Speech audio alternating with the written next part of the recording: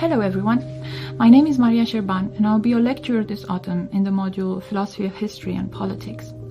I'll tell you a bit later more about the topics and the sorts of questions we'll be dealing with in this module. For now, I want to start telling you a bit about myself. Hopefully, this will make me a tad more real, less of an Alexa-like disembodied presence in your imagination.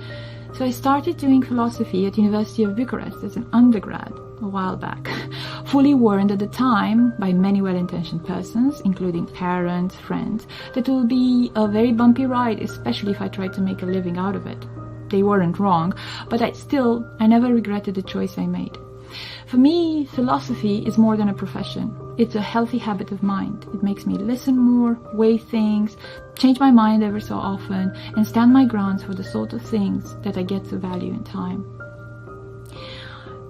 So I consider myself lucky to be in the position to guide you through some philosophical ideas that might help you succeed both in these modules, so in your academic life, and also outside it. How did I get here? I think it's kind of a mishmash of stubbornness, work, and happenstance. I went in my second year as an undergrad as an Erasmus student, terrified one I should say, in France, and one semester turned in 2 years and a half. At the end of it, I had a master's degree and a plan to do a PhD in philosophy of emotions. At the time, I was fascinated with the thought of Ludwig Wittgenstein, so when UEA offered me a scholarship to pursue my PhD here, I was very glad to accept it. Remember how I told you that philosophy is about changing one's mind every so often? Well, I ended up writing a dissertation on scientific explanation in cognitive science of all things. And since then, things have been pretty fast-paced. I pursued postdoc after postdoc, going from the US to Denmark to Germany. Besides the fact that I had to kind of pack my life in boxes every 2 years or so, there's also the exhilarating aspect of this journey of meeting new people, discovering new places, finding out about new rules, deciding whether to follow those rules or not. Looking back, I remember mainly the highlights of this journey, the discussions I had, the friends I made, and the tons of things I had to learn in order to get by.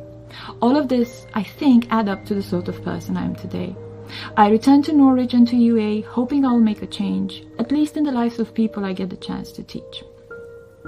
Now, as a supervisor and mentor, my primary areas of expertise would fall philosophy of science, philosophy of mind, cognitive science. So that means I write and think a lot about what happened historically and in present in the life sciences in particular. What is scientific knowledge? How do we get it? Who has scientific knowledge and how is that communicated? What sort of power does knowledge give us? Power to do what? Should biological knowledge inform medical practice? In which capacity? Should medicine be more of a science or more of an art?